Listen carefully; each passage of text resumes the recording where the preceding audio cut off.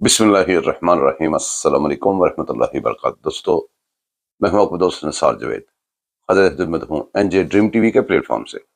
دوستو، باتیں یہ کرنی ہے قومی سلامتی کا اجلاس۔ اس میں آرمی چیف، پرائم منسٹر اور دیگر سیاسی جماعتوں کو بلایا گیا۔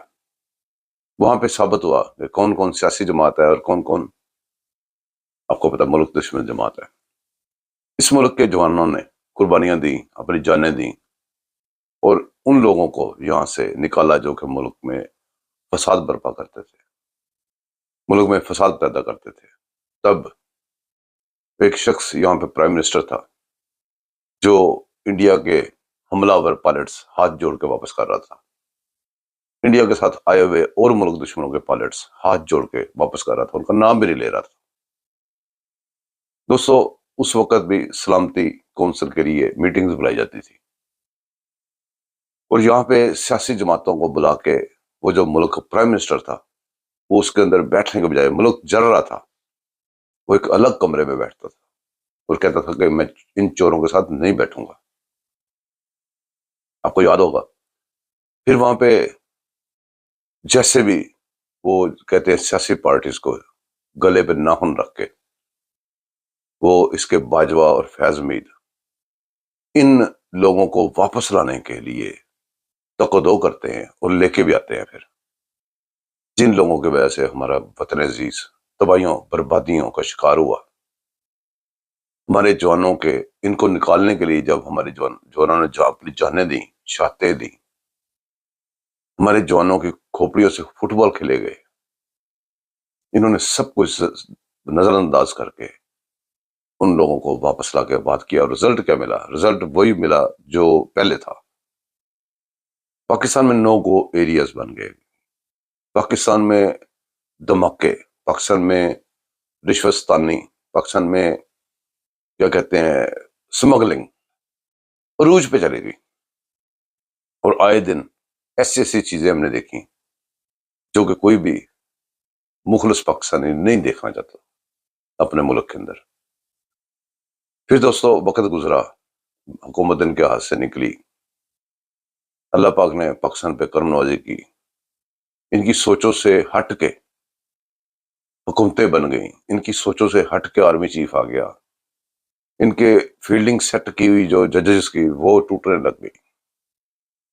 جب وہ ساری ٹوٹنے لگی اور ان کا بند کیا ہوا سی پیک چلنے لگا، ان کے تباہ کیے ہوئے کام سارے دوبارہ اپنے اپنے ٹریک پہ آنے شروع ہوئے، تو ان سے برداشت ہونا مشکل ہو گیا۔ ہر پاکستانی، پاکستان کے دشمن کی جو محنت ہے وہ بیکار ہونا شروع ہوئی۔ پھر وطن عزیز پہ ایک یلغار مچی، جتنے بھی ملک دشمن ہیں، آپ نے جتنے بھی نام ایسے سنے ہوں گے، ٹی ٹی پی کہہ لیں، بی ایل اے کہہ لیں، آپ کوئی پی ٹی آئی کہہ لیں، اب جتنے ملک دشمن ہیں وہ ایک پیج پہ آپ نے اکٹھے دیکھے، جیسے اس وقت ایک پیج پہ اکٹھے تھے۔ اس وقت ہماری فوج کا سپہ سالار اور فوج کا ایک بڑا عہدہ ان کے ساتھ تھا۔ جب ہم کچھ بات کہتے تھے تو یہ کہتے تھے یہ کیا انڈیا کی فوج ہے؟ یہ پاکستان کی فوج ہے۔ تو ہم بھی آج یہی کہتے ہیں کہ یہ کیا حافظ منیر انڈیا کا سپہ سالار ہے؟ یہ جو فوج آج قربانیاں شہادتیں دے رہی ہیں، لڑ رہی ہے آگے سے، یہ انڈیا کی فوج ہے؟ یہ پاکستان کی فوج ہے۔ دوستو، باتیں تو آپ نے بہت سن لی۔ یہ ٹرین والا قصہ ہوتا ہے، سارے موازوں پہ سارے ملک دشمن ڈٹ جاتے ہیں، اور وہ جو حملہ آور ہیں ان کو ہیروز بناتے ہیں، اور ہمارے سپہ سالار کو ننگی گالیاں دیتے ہیں۔ ننگی سپہ سالار کو گالی دینے کا مطلب پوری فوج کو گالی دینا۔ وہ سلسلہ چلتا ہے تو پھر وہیں پہ بات جہاں سے شروع ہوئی تھی وہاں پہ پہنچتی ہے۔ قومی سلامتی کا اجلاس بلایا جاتا ہے۔ قومی سلامتی کا اجلاس کوئی بھی ملک تب بلاتا ہے، اس کا نام ہی قومی سلامتی ہے، جب قوم کی سلامتی کے اوپر کوئی انگلی اٹھ جائے، قوم کی سلامتی کے اوپر خطرات آ جائیں، تب قومی سلامتی کا اجلاس بلایا جاتا ہے۔ دوستو، اجلاس بلایا گیا۔ اب جو حملہ آور ہیں، جو ایک پیج پہ ہیں، اس آرمی چیف کو جس کو وہ گالیاں دے رہے ہیں، اس کے ساتھ کیسے بیٹھ سکتے ہیں؟ اس پرائم منسٹر کو جس کو وہ مانتے ہی نہیں، فارم 45 47 اور یہ ڈرامے کر کے اپنا ایک بیانیہ بنا کے اس پارلیمنٹ میں بیٹھتے بھی ہیں، اس پارلیمنٹ کا کھاتے بھی ہیں، اسے مراد بھی لیتے ہیں، اس میں سر جاتے ہیں، تو ملک کے آرمی چیف اور ملک کے اداروں کو گالیاں بکنے کے لیے اس کے علاوہ کوئی کام نہیں کرتے پارلیمنٹ میں جا کے۔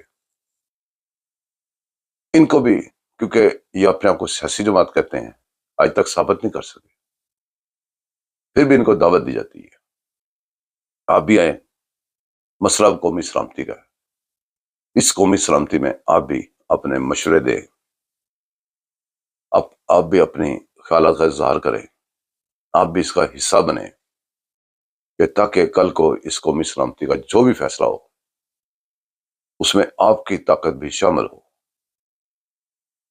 تو اللہ پاک، میں آپ کو کہتا ہوں، نشانیاں دکھاتا ہے، اللہ پاک نے نشانیاں آپ کو دکھائیں یہاں بھی۔ یہ لوگ آپس میں گتم گتا ہو گئے جان بوجھ کے، قومی سلامتی سے ہر چیز اوپر انہوں نے اپنی رکھ لی، اسی نعرے پہ آگے، خان نہیں تو پاکستان نہیں، وہی نعروں پہ آگے جو یہ لگا کے یہاں پہ اپنے آپ کو زندہ رکھے ہوئے ہیں، وہی شرطیں شرائطیں انہوں نے رکھنے شروع کر دی۔ شرطیں شرائطیں ایسی رکھتے ہیں کہ اگر وہ مان لی جائیں تو ان کے ساتھ پھڈا ہی ختم ہو جائے۔ پھڈا تو یہ ہے کہ تم ملک دشمن ہو، ملک کے خلاف تم کاروائیاں کر رہے ہو، اور وہ کہتے ہیں کہ ہماری یہ شرط مانو گے تو ہم اس کے اوپر بات کریں گے آپ کے ساتھ بیٹھ کے۔ وہی ڈرامے شروع ہو گئے، خان کو بلاؤ بھئی، آپ کو کہہ رہے ہیں قومی سلامتی کا آپ کے پاس عہدے ہیں جو جیسے بھی آپ نے لیے، قومی سلامتی کی بات کرنی ہے، آپ کہتے ہو خان کو بلاؤ، پھر آپ کہتے ہو خان کو آزاد کرو۔ اگر ٹرین کا حملہ ہوتا ہے تو تمام اسیران عمران خان کے سمیت آزاد کرو، اگر پارے میں بیٹھنا ہے تو اس کو آزاد کرو، چٹ بھی میری پٹ بھی میری۔ خیر قصہ مختصر یہ ہے کہ یہ جتنے بھی گندے لوگ ہیں، اللہ پاک کی نشانیوں میں سے ایک نشانی ہے کہ یہ اس سلامتی کونسل کا حصہ نہیں بنے، اور پاکستانی آنکھیں کھول کے رکھیں، یاد رکھیں کہ جب ٹرین پہ حملہ ہوا تھا تو یہ لوگ رات دن جاگ رہے تھے، بھنگڑے ڈال رہے تھے اور حملہ آوروں کے ساتھ کھڑے تھے، اور قومی سلامتی کے لیے جس قوم کا پیسہ لے کے یہ رات دن مراد لے کے بیٹھے ہوئے ہیں، اس میں شرکت کرنے کا ان کے پاس ٹائم نہیں ہے، اور یہ شریک ہونا بھی نہیں چاہتے۔ وہ کیوں؟ اس لیے کہ اگر یہ ادھر شریک ہو جائیں گے تو ادھر والے ان کا بیڈ نیم لکھ دیں گے، تو انہوں نے تو ان کے ساتھ کھڑے رہ کے اپنے آپ کو محفوظ سمجھنا ہے اور ان کا حصہ رہنا ہے، ان کا حصہ تھے، ہیں اور رہیں گے۔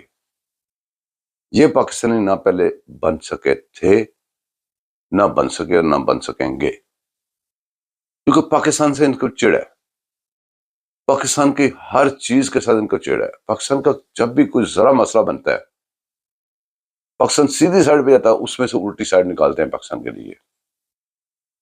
پاکستان کی دشمنی، پاکستان سے دشمنی اس سے زیادہ کیا ہو سکتی ہے؟ آپ مجھے بتا دیں۔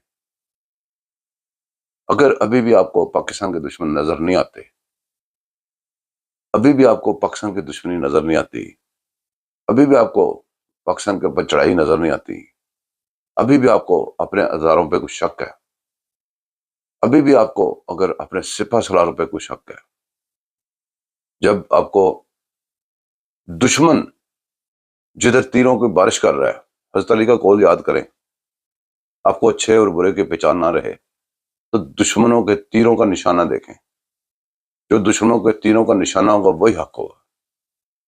پاکستان کا کوئی بھی دشمن اٹھا لیں، اس کے تیروں کا نشانہ اگر سیدھا حافظ سید عاصم منیر ہے، اس کے تیروں کا نشانہ سیدھا اگر ہماری پاک فوج ہے، اس کے تیروں کا نشانہ سیدھا ہماری پارلیمنٹ ہے، اس کے تیروں کا نشانہ ہر وہ محکمہ ہے جو پاکستان کو بچانے والا ہے، تو پھر حق وہی ہے۔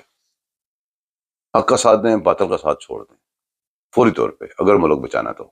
جو ملک آپ کا بھی ہے، میرا بھی، دعا میں یاد رکھیے گا۔ چینل کو سبسکرائب کیجیے گا، لائک کیجیے گا، شیئر کیجیے گا۔ اللہ حافظ۔